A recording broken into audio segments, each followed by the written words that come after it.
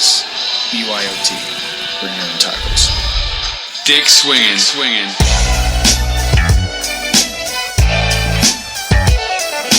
You're listening to American Slacker Podcast. We can say fuck. With Matthew Gertz and Jesse Landers. I don't care if it's spoken. This is cool. That's a decent amount of sausage. This man needs a doctor. Yeah, I just hope they're tasty.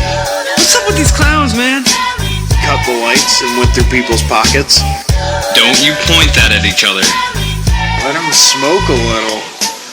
You need to step it up to that point. We're not gonna lead with the. We're not gonna lead with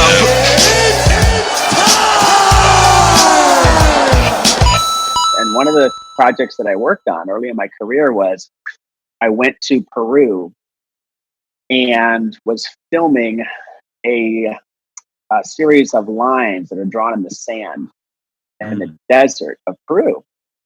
And I got into trouble because the local authorities accused me and my helicopter of blowing away the sand and ruining the Nazca lines. The problem is the Nazca lines some of them are over 2,000 years old. They're gigantic drawings, perfectly shaped. One of them is a condor, which is actually the national symbol of Peru is that condor. Oh, wow. It's just a line in the sand. And the local authorities lied and said that my helicopter blew away the sand. And so everyone who was working on the commercial was locked up in prison. Oh, shit. On the spot, no questions asked. And I was next. I was the last one still walking around. And anyone who wasn't in jail had already fled the country who was working on this cell phone commercial. Except for me. I just wasn't smart enough to flee the country. Oh, no. So as I was waiting to be murdered and or put in jail and have all of my cameras stolen, someone came to my rescue and had no reason to try to save me or get me out of this mess I had gotten myself into. I literally in that moment was public enemy number one in Peru. Yeah. Bad person to be. It was not good. And I don't speak the language, so I couldn't even begin to talk my way out of it. Yeah. Not only could I not escape the town where I was about to be arrested, I couldn't even get out of the hotel I was in. The people in the hotel wouldn't let me leave. Oh my God. So you're like a prisoner without officially being a prisoner. I was, and I called the U.S. Embassy, and they were flabbergasted to know that the guy on the front page of the national newspaper was calling for help. And they're don't get us involved. What did you do?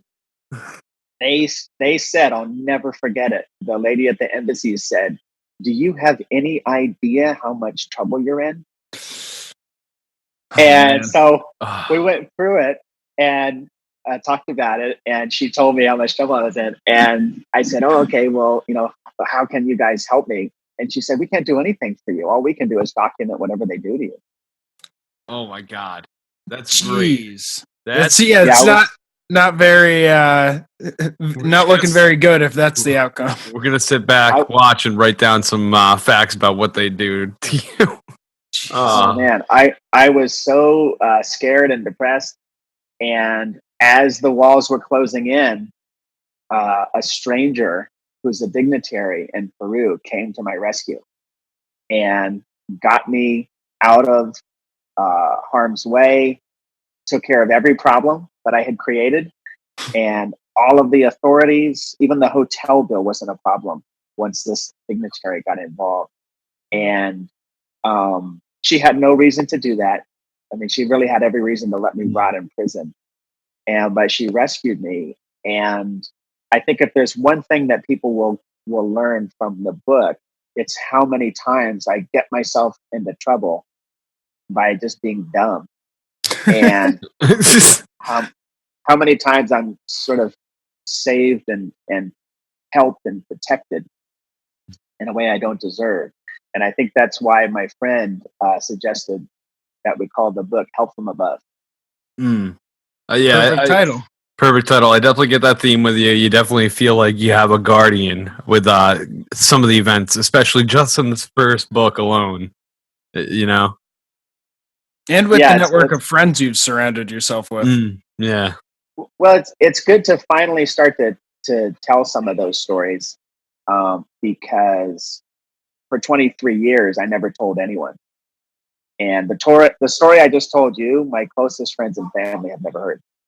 Wow, that's crazy. Until they read your book. They read the book. It's only in writing the book that I ever took even the first step to begin to tell those stories to people. Now you got some splaining to do to the family, man. Yeah, they're a little shocked. Oh, I bet. To say the least. My immediate family just kind of stared at me like, "What? how come we didn't know this happened?" Yeah, it's like you never asked, you know. Well, I was always a very secretive person.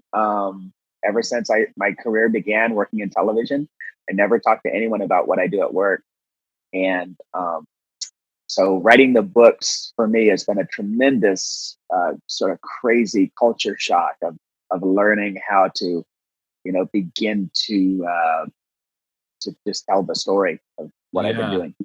Yeah, I bet. And we're glad to have you here, man. Welcome to American Slacker Podcast. As always, I'm Matt. And I'm Jesse. And today we are joined by David Alan Arnold, the man, the myth, the legend, if I could say so. So my name is David Alan Arnold. I'm the helicopter cameraman for Deadliest Catch, The Amazing Race. I've done Super Bowl, World Series, Nat Geo, BBC, every TV network on earth, just about.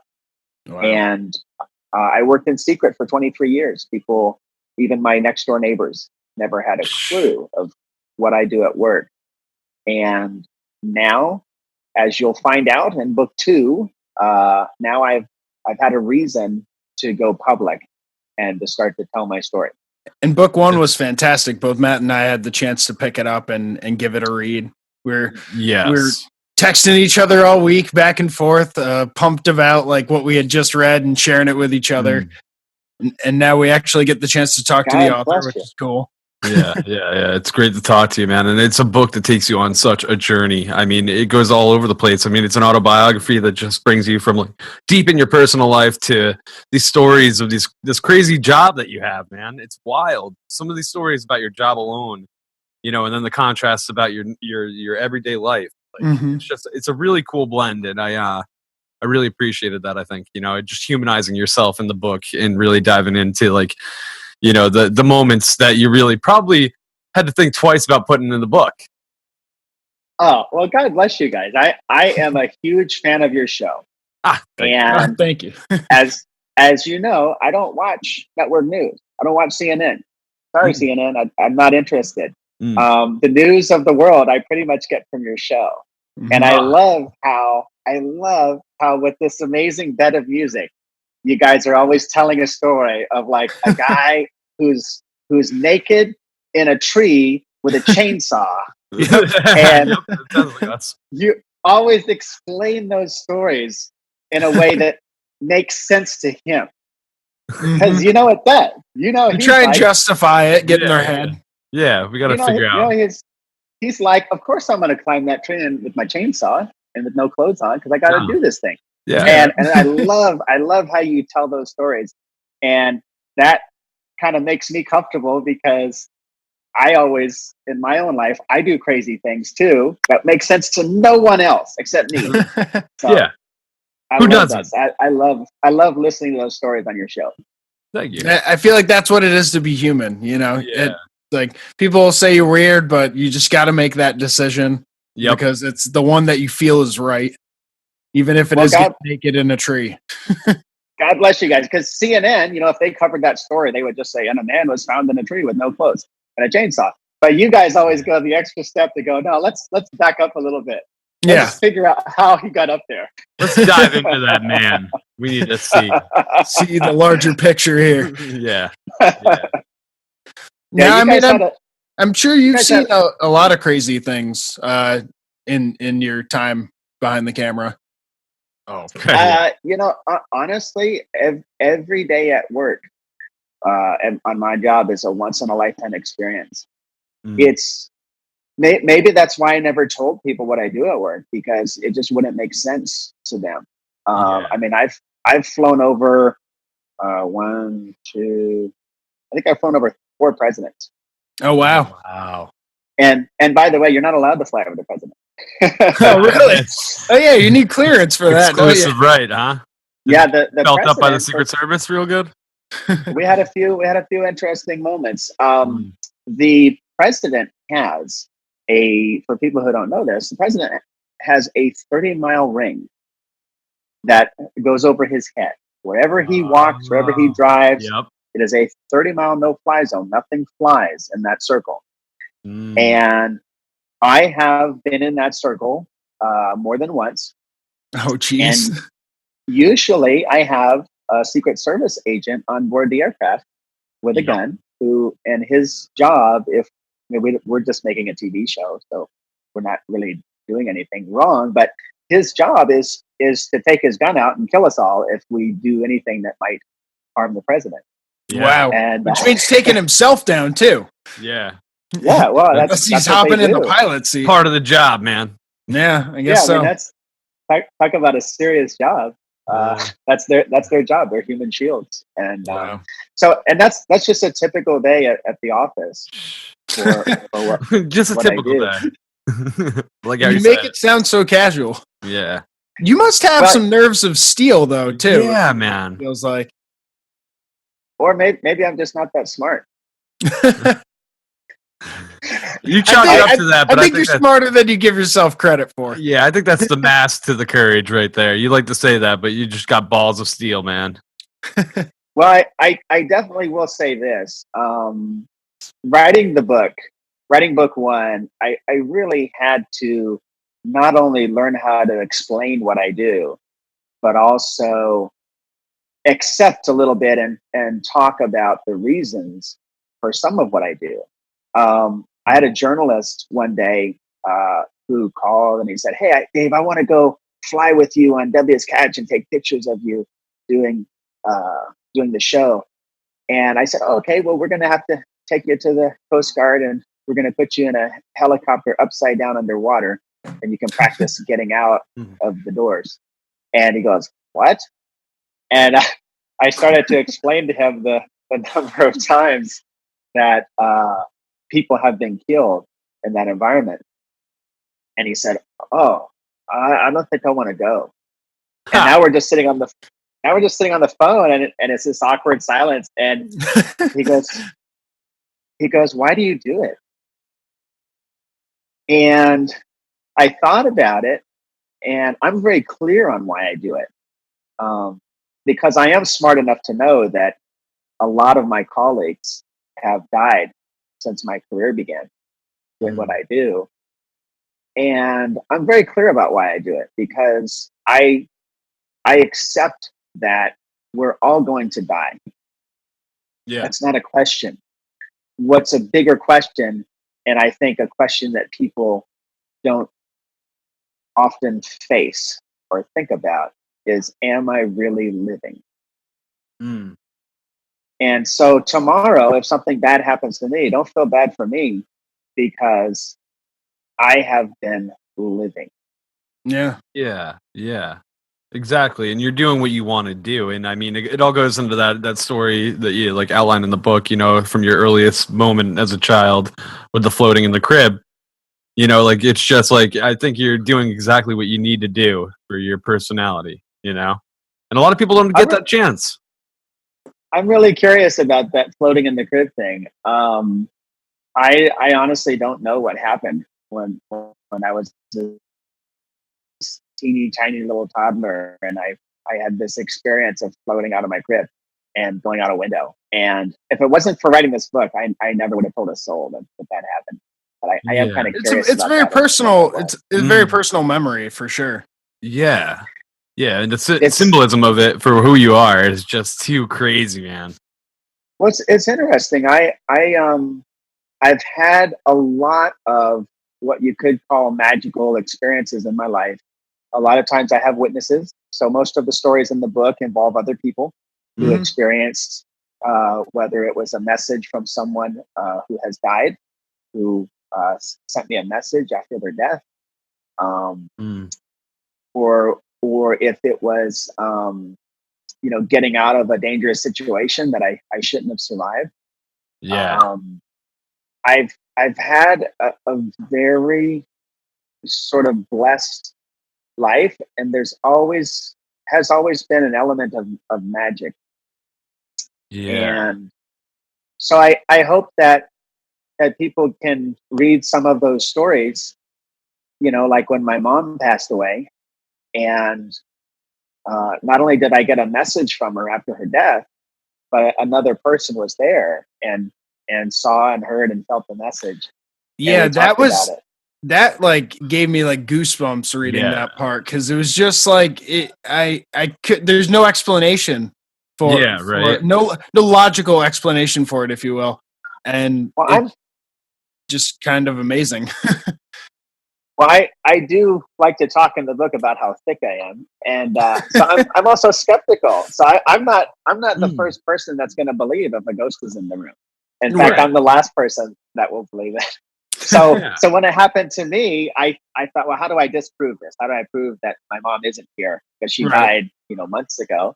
How do I prove she's not here? And so I tried that, and what back was immediate and absolutely crystal clarity that, oh, well, the question I just asked is something that only my mom will know. And she answered it instantly.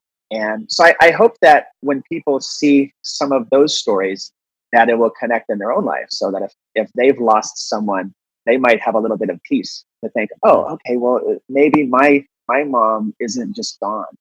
Or maybe my brother isn't just gone. Maybe he's still in some way is out there. And the love that we shared is actually an important thing.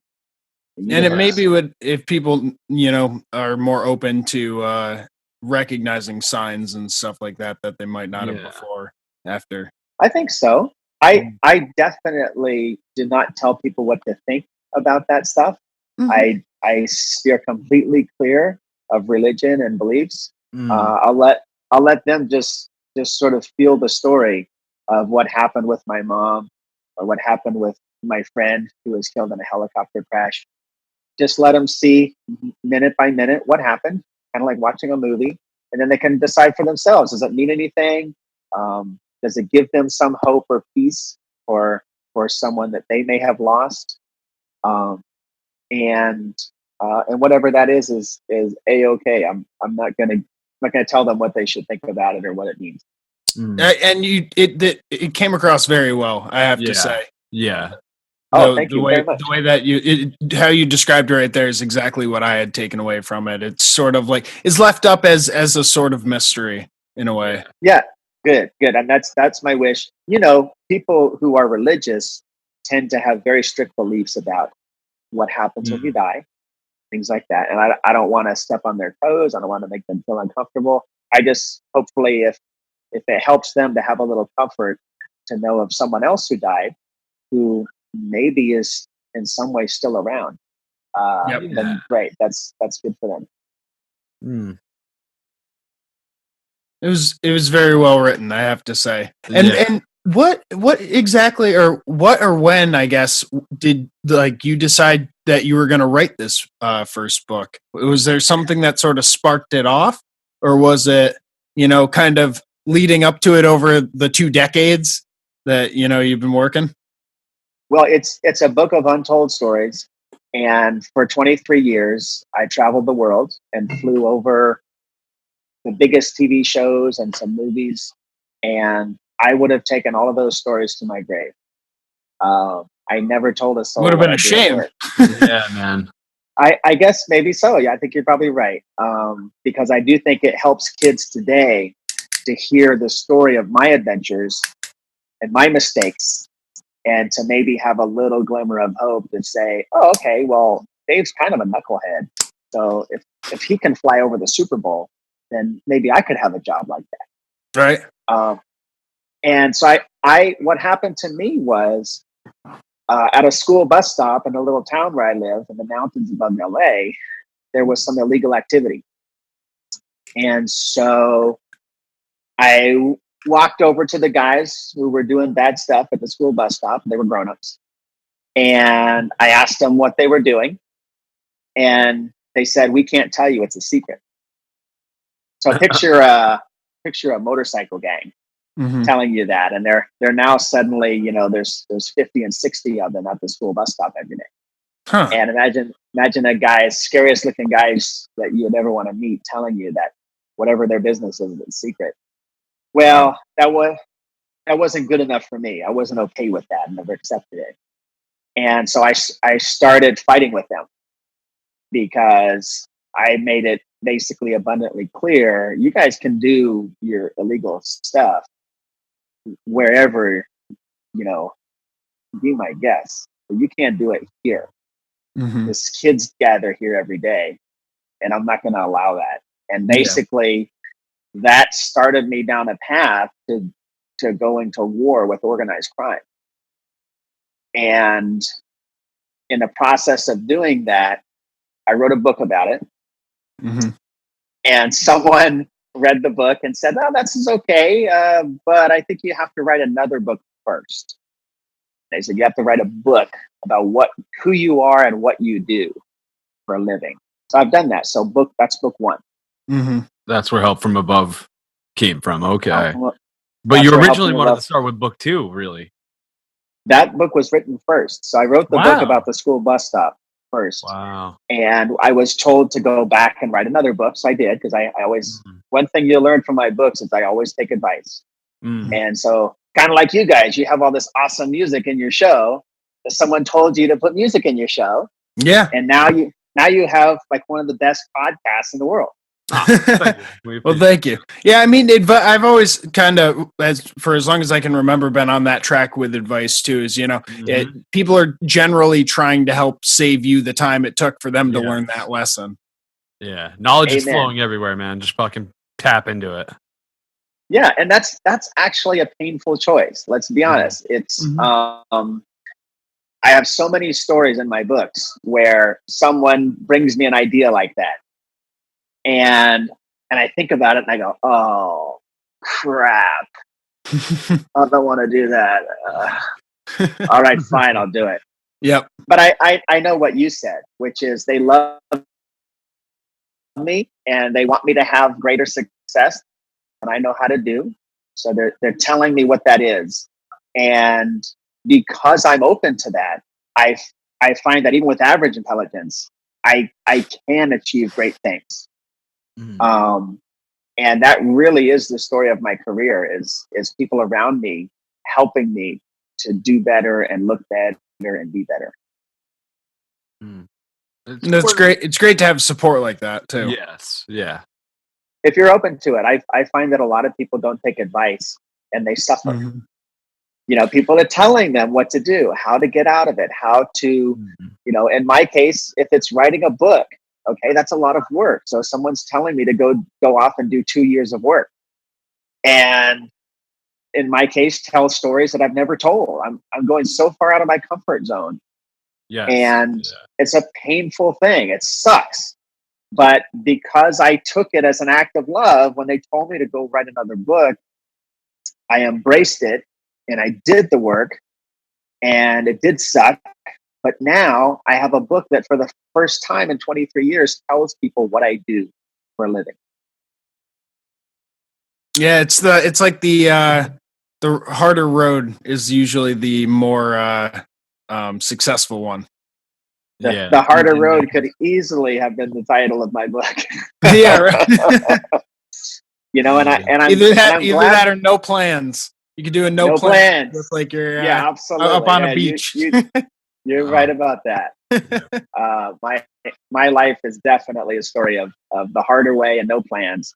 And I'm glad that I took the advice to write book one, because now that I look back on it, I really feel like my stories of mistakes and miracles and success, I think, can help so many people to get out of their comfort zone and stop worrying about, do I have a plan, or start worrying about how will this end, and just focus on, fuck it. What's the first thing I got to do? Let me just concentrate on that and do that. And that's how I've lived my life. And it's gotten you some cool fucking places, that's for sure. Yeah, for sure. Yeah, and it concentrates on living, man. A lot of cool pictures out there. Yeah. Right? Yeah. And I mean, in terms of listing off just some of the places based off of what you've written in your first book, Los Angeles, the Bering Sea, Peru, as you mentioned in the beginning, New Orleans, you've been like all over the place. Yeah, lots of work in Alaska and the wilderness of Alaska, where if you stop moving long enough, things will eat you. Yeah. Yeah. I've been to crazy places where we're flying over sharks and filming them, and and I just, for a moment, and I look down, I go, this would be a really bad place to land in this water. Intrusive thoughts. Yeah, it's a reality, and I think that it's those intrusive thoughts that people let block them from living a life of their dreams. It's true. I think that, and regardless of what you think of me, I can honestly tell you that most people are smarter than I am. However, you keep hammering this point home. I'm never going to believe you. You keep saying that, man, but I'm seeing a criteria, like you got resume including James Bond and Entourage and the X Games and UFC. I mean, it goes on, and you're telling me this over and over again. I don't believe it.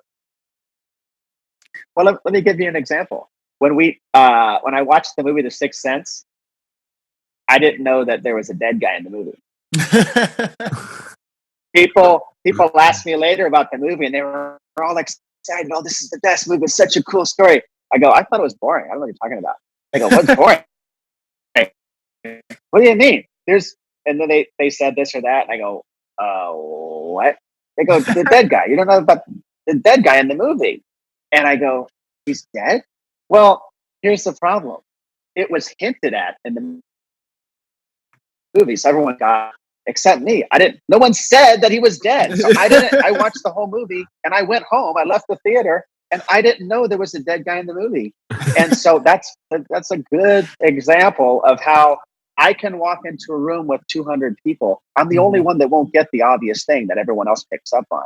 And that's really the story of my life. So if I have a success in my life, or if I have a good career, a great resume, it's not because I'm smart. Sometimes it's because I'm willing to do something that other people won't do. And that may mean flying over sharks. It may mean flying over grizzly bears that will eat you if the engine quits in the helicopter. True. And so I'm glad that I'm now telling that story, because I think there are so many people who have greatness in them who are not fulfilling it because they let that little voice of, oh shit, what happens if the engine quits on the helicopter, to stop them from going where they're capable of going. And I'll tell you this, a lot of my friends on Facebook come up to me quietly and go, Dave, holy shit, I can't believe what you wrote on your Facebook. Because I like to bring up controversy on Facebook. I like to talk about politics. And I watch everyone get into a furious, maddening frenzy of, I hate you and screw you, and the F-bombs start flying, and I didn't vote for that guy, and he's an idiot, and I hate this guy, he's a Nazi. And what I see is a whole lot of people who are living in cubicles and living behind gated communities, perfectly safe. Yep. They removed every element of danger from their path. That's cool. That's human nature. You want to have an easy time. You want to not be killed in your sleep. You want to not be eaten while you're at your office.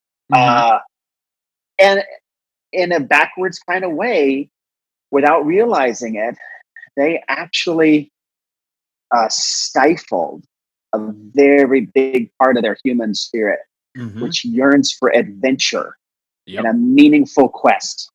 Yes. And because they don't have that, because that is suppressed, when they see someone on Facebook say something they don't agree with, they go to war. That's their quest. They don't have a fight. They don't have a war. That part of their spirit is just sick, and it's dying, and it's looking for a fight. It's like and they'll never let themselves come into harm's way in real life. So when they see someone on Facebook say someone they don't agree with, they go to war, and that's actually a healthy thing. It's a sign that they still have it, and I think that if they read a book like mine, if they learn a story like mine, they may stop what they're doing and go, fuck it. Why am I living this perfect, safe career in a job that I fucking hate? Yeah. I'm not passionate about this accounting job, and it may cause them to just for a moment, at least, just question, say, oh, well, what if I quit my job? Dave quit his job and he still has this amazing life. Maybe I should think about if this job that I fought so hard to get into and keep myself safe, maybe if I set that aside, I could actually live a happier, more fulfilling, more adventurous life. Yeah. Without a doubt, man. Absolutely. You got to be able to take that risk for happiness. Probably just be healthy overall. I mean, living in a cubicle behind a desk isn't really. I mean, hopefully people are getting out and doing things on the weekends if they can. But that's 2 days a week. I mean, what are you giving up? Like the most of your weeks to a 40-hour job that's just going to drain your soul. And we're the same as like humans from thousands of years ago. So we're literally programmed in our mind to need to do something all day, active, like constantly be doing something, like and be driven. And like the cubicle thing, it doesn't add up to like what we are. It just creates depression and bad things. I'll bet you if you ask most people in their cubicles, what do they really want to do? They know it. Like they know if they'll tell you what their calling is. Mm-hmm. I think most of them will. I think most of them will usually they think about it every day. Yeah. I really should write that music. I really should, I should just quit this job and just play in a band. I don't, who cares if I make money? I'll be making music. I'll be connecting with people in a way that I can do. Like they know that, but they go to that job and work in that warehouse just to pay the bills. And then the bills and the job become so all consuming and overwhelming. They don't have time to think about the music that they could be making, but it's in the back of their mind. It's burning in there.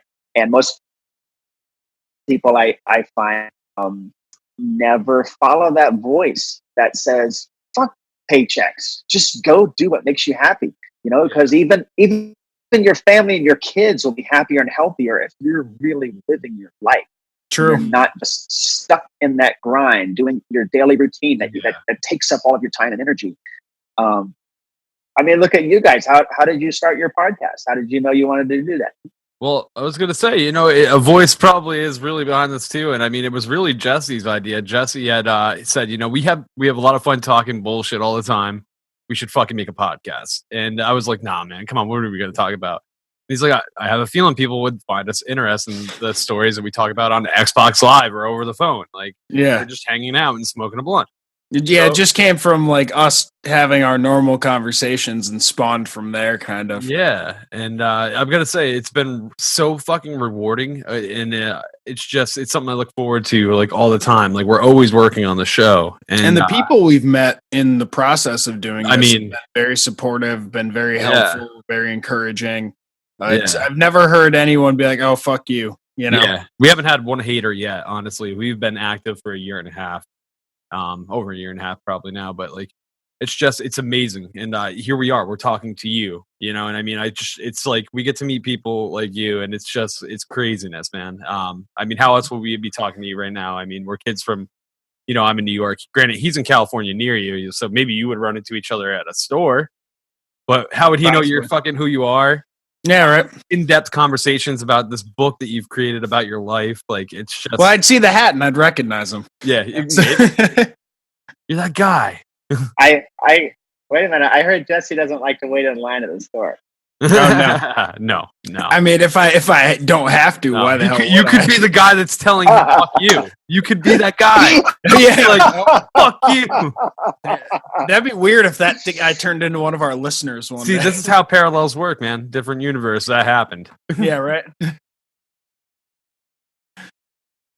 But it's, we decided to start doing this and just kind of putting it out there to see what would happen, and we just kind of said yes to an idea. Is I guess where it all kind of started from, the seed it started from. Yeah, and being passionate about it—that's the key. We're very passionate about it, and that's what drives it. Well, tell me if I'm wrong, because you guys took a risk. Like, this is a lot of time and energy and risk and fears. Definitely. To create something that doesn't exist, that is only based around you guys. Yeah. And tell me if I'm wrong, Jesse, but when you bump into someone in the grocery store, if you're taking a real risk in your life, if there's a danger to you, do you really give a fuck about if you're first or second in line at the grocery store? No. Because I don't even use my car horn on the freeway. Yeah. I don't care. I don't care if you get in front of me. I don't care if you cut me off. As long as you don't hit me and hurt my little one, I don't care. I'll step on my brakes. I'll get us out of harm's way and go have a good life. I hope you get where you're going. Yeah, absolutely. I'm not going to get into a road rage feud with you in traffic or at the grocery store because I don't give a fuck. I don't. I have enough real problems. If I face death at my job every day, which I kind of do I really give a shit if you get to the counter before me at the grocery store? Yeah. I mean, you can argue that that's a good point. Like, to where people that have unsatisfying lives, they just don't have enough going on to where, like, it's these things that instigate that bit of adrenaline that becomes like a drug to them, So it's like, yeah, fuck you, man, fuck you, and they really get behind it. True. Dig into that fuck.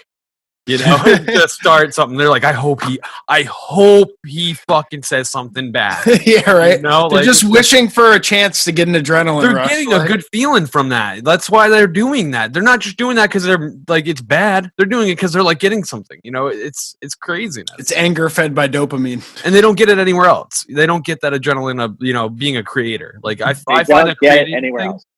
Creating things for me, it gives me an adrenaline rush.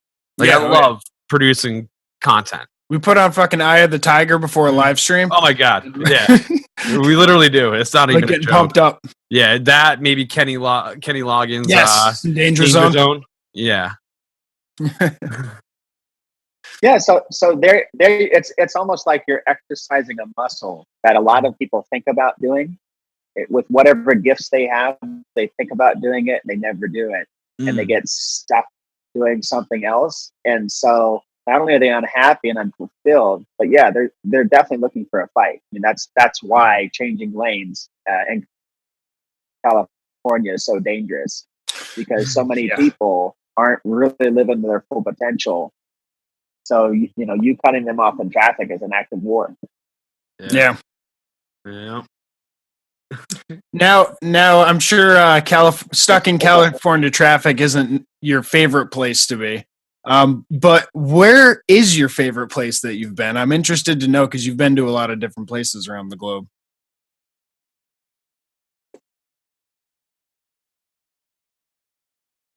Uh-oh. We were doing good. Damn it. Oh, there we go. Okay, I lost that whole question. I'm sorry. No, it's okay. I was saying I'm sure being stuck in LA traffic is not your favorite place to be.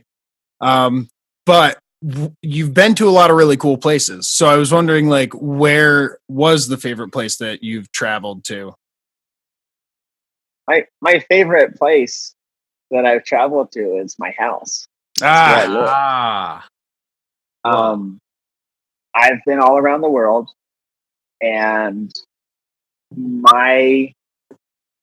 not to frighten the general public, but I will tell you this: if I'm killed tomorrow in a helicopter crash, my ghost will be at my house.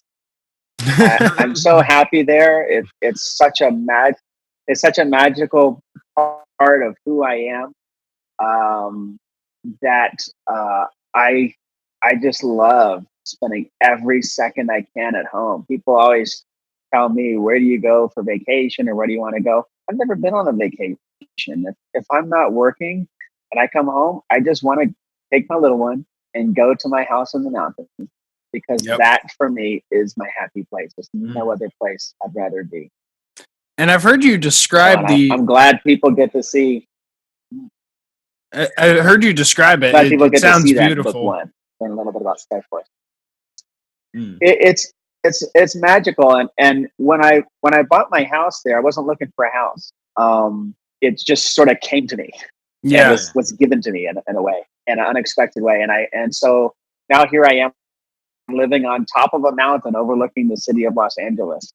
And although we're in a desert, we're in the Mojave Desert. Southern California is a desert. That's why the weather is so nice. It never rains. Why everyone lives there. But the downside is it's a desert. Nothing grows in the summertime, except at my house, where it rains and snows, and we have clouds that form around the house and water the trees and grass. It's so cool. Some winters we get more snow than Michigan, even though we're in the Mojave Desert. And one of the pictures a friend of mine in your came book, to visit me at the house from some snowbanks up on the side of the driveway there. Yeah. The day that picture was taken, it was 85 degrees and sunny in downtown Los Angeles. Wow. And we had 3 feet of snow at my house. And you can see the city of Los Angeles from my house. How far of a drive is that? And so one day I was at Cloud. It's an hour and a half from downtown. Wow, so that's not that far for that kind of snow. Wow. That's fantastic. It's not far.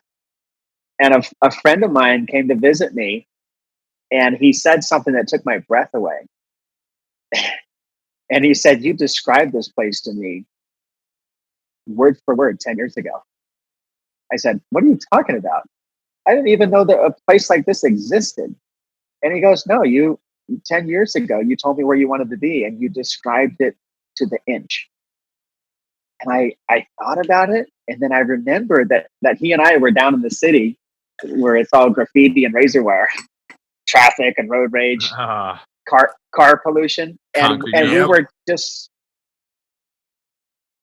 we were having a normal conversation of, hey, where do you want to be in 10 years? And so he told me where he wanted to be, and I described this surrealist, magical existence in a mystical realm, just like my pea-brain imagination, just thinking like, where, if there were no limits, if there were no rules, where would I want to be? How would I want to live? Mm-hmm. And I literally described my life and my house today in Skyforest, California. That's amazing. Yeah, it's wild, man.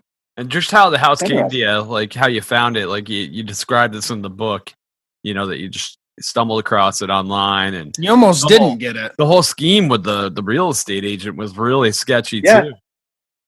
Well, here's the deal. I looked for real estate in Los Angeles for years, and as my little one was on the way and we were looking for a place to live for years, I searched Los Angeles for a decent home. And I didn't find a decent home. What I found was, and this is no exaggeration, what I found was a crack house in Torrance for $500,000. Jesus Christ. Jeez. And probably needs $100,000 worth of work, right? Probably more. It may never be safe, but just to make it habitable, it needed probably $100,000. And I couldn't afford that. So I was just kind of stuck, just looking for some way that we could live a decent life in this really expensive city. And I found this listing on the internet, called a real estate agent up in this town in the mountains.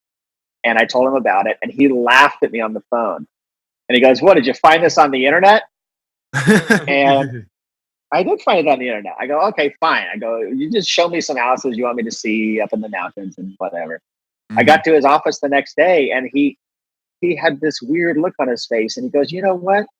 That house is for sale." I had to research it. And he drove me over there. We get to the address, and he slams on the brake, and he grabs the papers, and he looks at it, and he goes, looks at the house and he looks at the papers. It's like he's trying to see where they made a mistake. How did they screw up in writing these papers? It's like, oh wait, it's only for half the house. Missing a zero. Hold on, we got to move the decimal. But he just sat there in silence, looking at the house, looking at his papers, and then he finally says, "They're selling this house for that much," and he couldn't believe it. And we walked in to the house, and I took one look at the place, and I said, "Okay, let's go back to your office. I want to write an offer." And he goes, "Oh no, Dave, no, I wouldn't do that. This is a foreclosure. It's a Friday. The bank isn't going to do business on the weekends. They're just going to take your offer and use it to get bigger offers." And I said, "No, let's go." And so I took his sales contract and I put a line through every single page and I initialed it. And basically what the real estate agents in California all use the same contract to buy a house. And what it says is that you're going to offer to pay a price, except if, and then there's 38 different reasons why you can get out of the sale and get your deposit back. Okay. If it has termites, if the roof is leaking, if the plumbing's no good, if there's a nuclear waste on the property, or who knows what. There's a clause that says if you're just in a bad mood and don't know what you were thinking, and now you don't want the house, you can still get out of the. I do that all the time. And I was in a weird mood that day. I just bought 5 houses. I scratched all of that out, and I signed it at the bottom, which basically said I was going to pay full price, no matter what, bar none. And in spite of what he had said, I'm sure he's right about foreclosures and banks. In spite of what he said, the bank called on Saturday and said, "Okay, green light. We're going to sell this house to you." Nice. And so it is. That's how I learned, about where my favorite place on earth is. I didn't know that there was a town called Sky Forest. It looks like something out of a movie. Like if you watch a movie like Edward Scissorhands. Okay. There's this neighborhood of cookie cutter houses, but up above, in the top of this mountain, there's this crazy magical realm where there's a castle and there's snow, and and that's pretty much how my house is in real life. That's crazy. And so I never sitting in LA traffic for 2 hours, which we sometimes do, doesn't bother me a bit, because at the end of that 2 hours, I'm going to turn on to Rim of the World Highway, which has no traffic on it, and which takes me up to this magical realm above all the little houses. Yep. And it just takes me to my happy place. And it really is just this spectacular, magical, mystical realm. And then as we get into book 2, you'll learn what happens when a bunch of bad guys in an organized crime ring try to take over a place like that. Wow. Yeah, that's crazy. Sounds like a place worth defending, though. Yeah. It was for me. Now, you have a documentary that has been worked on, correct? Yeah, we filmed a documentary. Let me back up. So in 2013, my town was taken over by an organized crime ring. And I fought with them for years. At first, my neighbors were behind me, but as one by one, they were threatened either to be murdered or have their businesses ruined. They backed down. And so now I was the only guy left in town still fighting with them. A friend of mine said, "Well, Dave, you should make a documentary." And at that moment, that is the last thing that I wanted to do. But I always take advice. I always take advice, even when it kills me. So I borrowed money, I bought a camera, and I started filming. And within 3 months, we found a body hidden behind their building on camera. Wow. The documentary about the crime ring and the corruption and the just crazy ugliness that they brought into this beautiful, magical place, this charming little town, has all been filmed. And it was supposed to be on television 4 years ago. The bad guys threatened lawsuits, and the Hollywood production company backed away from the story. And so I still own all the footage. Okay. And I learned in the process of that that you can't trust a big corporation to tell the truth Mm. because they don't give a damn about the truth. They just want their money.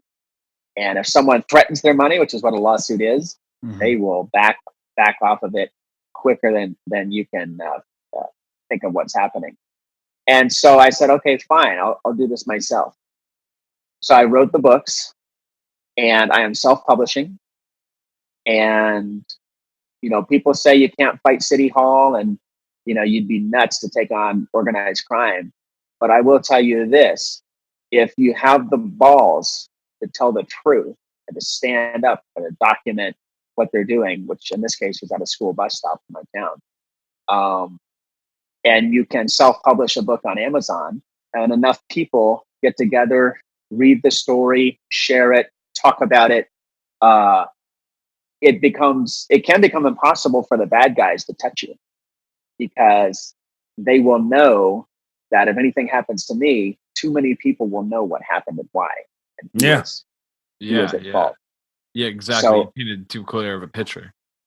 So it's a backwards thing. Yes, organized crime, they can murder you and hide the body. And yes, the corrupt politicians will make sure that no one investigates what happened to you.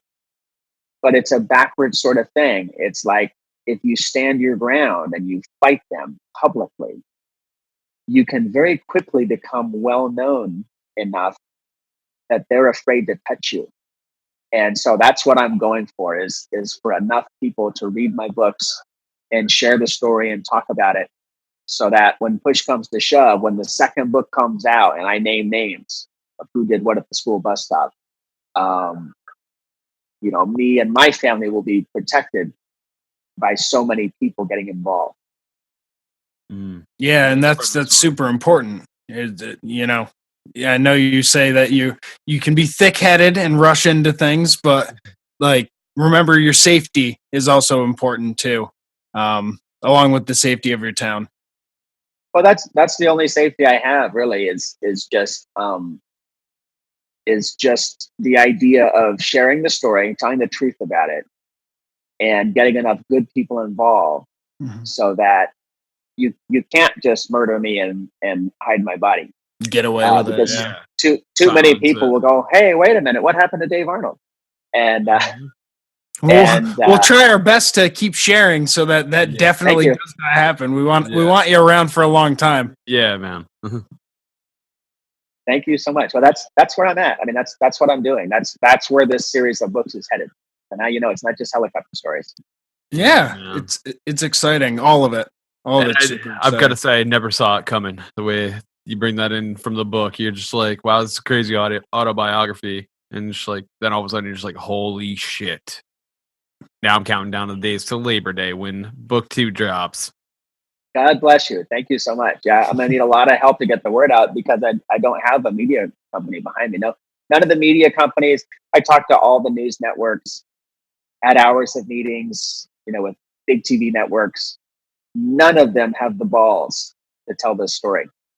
Yeah, that's crazy, man. I mean, it's just, it seems to be that's the only way to crack anything like this today, is to go through, the self-publishing method and really get among the people, the citizens, to really bring out the news of it, Because if enough people are sharing it, then it becomes undeniable. And you can't go after all the people. I mean, of course, the big industry is worried about, liability with all the lawyers and all that bullshit. But, the everyday Joe isn't worried about a lawyer knocking on his door to spread the story, of this crazy corruption he heard from this helicopter camera guy, that happened to stumble across it. Yeah, too many people can think of every reason not to do the right thing. True. And that's where I think we get ourselves in trouble as humans. Is it's not by facing danger. I think we're built to face danger. We're made for adventure. What we're not made for is hiding and cowering while innocents are harmed, by bad guys. That's not what we're built for. And so I think there is an inherent sense of justice, within all of us, I think, as humans. I think I think so. And I think that the fight that is coming over my town is one that needs to be had. Definitely. Well, you have the backing of the American Slackers. Yeah. That's Whoa! for sure. Holy shit! Definitely do. The Slackers are behind you. We We'll sound, be sure like, to. we sound like a street gang. Like we're gonna come out like the Warriors. Like Warriors, come out and play. Cling, cling, cling, cling. That But is- no, yeah, that is a we'll badass be sure army. to share everything else or everything about the book as it drops and the documentary if it ends up being released and whatnot. Yeah. Oh, it's coming.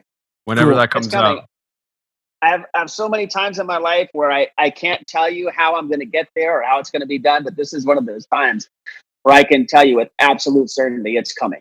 Nice. And this is a grassroots project, so that's how it's coming. Is people I hope are going to embrace the stories, share them, talk about them, create an interest and awareness, and just sort of push the authorities and the news networks to get on board and do the right thing, so that not only is my school bus stop made safe, but that every school bus stop in America is made safe, so that this can never happen again. Yeah. Absolutely. Now, it was actually just diving into it. Was the scandal involving children at all, or was it like unrelated and it just happened to be incurring your children? Well, and by the way, I may lose you guys just because my batteries Okay. to fail. But this was an illegal business that was put. As the sheriff confided in me one day, he said the entire company was run by criminals, and it was put at a school bus stop. And when we challenged the authorities on what in the hell they were doing at the school bus stop, that's when the lying started. And it wasn't hard to figure out. Even I could put the math together that this was an illegal business. It was unsafe. It never should have been allowed near school children. There's a 800-page stack of laws in San Bernardino County that say that this can never be done in the presence of school children. And that's obvious. And everyone knew it. But the bad guys wanted to make their illegal money. And they probably thought that because there's only 87 people that live in my little town above Los Angeles, that, hey, what are they going to do? Vote us out of office? I think that's why they talked themselves into doing all this illegal activity at a school bus stop. Wow. I'm looking forward to more details in that book. Can't wait. Yeah. Can't Thank wait you, guys. this. I love seeing you. I love seeing you on this. This is awesome. I know. We got a nice face-to-face for once instead of just Instagram. Yeah. Check out that Patreon to get the video.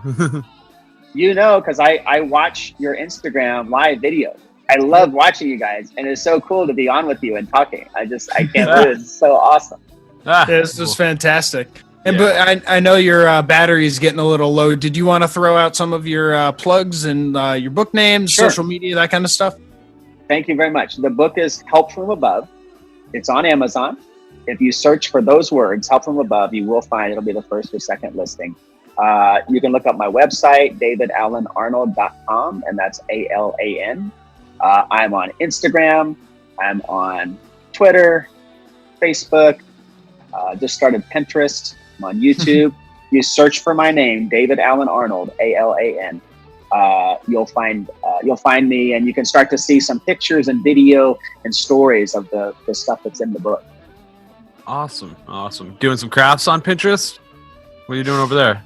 I'm learning that Pinterest is a cool thing because it's more open than some of the other social media, and so more people will see your postings. Where Facebook may only allow certain people to see a post unless you pay for it to be promoted. Boost. But Pinterest is more open, where they'll just let anyone look at stuff, and therefore you have more reach. Oh, cool! This just in: Get Out American Slacker podcast on Pinterest. Brand new. Yeah, interesting. We'll have to check that out. I'm curious about this. God bless you guys. Hey, I'm such a fan of your show. This may sound weird, but I get my news of the world from American Slacker podcast. I don't know if that's the safest way to get the news, but we appreciate it. I was going to say, now knowing that, we're just going to have to step it up that much more. Yeah, true. Let's stand behind it. All right, let's get our plugs out of the way. Real quick, if you guys want to check us out, get at us on Facebook, American Slacker Podcast. You'll find the American Slackers group there where you can chime in with a bunch of slackers just like you. Also, stop by the Instagram, American Slacker Podcast, and the website, americanslackerpodcast.com/aspodcast.com. You can also find us on Twitter and Reddit at AMERSLKR Podcast. All of our stuff is on YouTube. Please drop a 5-star review on Instagram for us. And also, damn it, I was going to say thank you for anyone watching Instagram Live, but we're not on Instagram Live. When we are. Yeah. Send us an email, americanslackerpodcast@gmail.com. And also check out the Spotify playlist where we have all the artists we feature on the show and some we've had on the show. You can also become a Patreon sponsor over at our Patreon page and visit our shop, americanslackerpodcast.bigcartel.com. And don't forget to check us out on our personal shiz. You can get at me on Instagram at MWGmedia, and my gamer tag is Matty G from HP. And I'm on all that shit at Landers the Plane. Alrighty. David, thank you so much for coming on, man. We're huge fans. We love everything you do. Check out his Instagram especially. I mean, this guy's always up to something, putting something crazy on there, let alone when he's not producing books and crazy documentaries, bringing down crime racketeering schemes. Playing Batman. Mr. James Bond. Yeah. Just thank you so much. Thank you so much. No, thank Matt you. and Jesse, thank you very much. It's such an honor to be on your show. Thank you for everything. Thank you, brother. Anytime. You're welcome back. Thank you, everybody, for tuning in. We love each and every one of you. And until next time, that's it. There you go.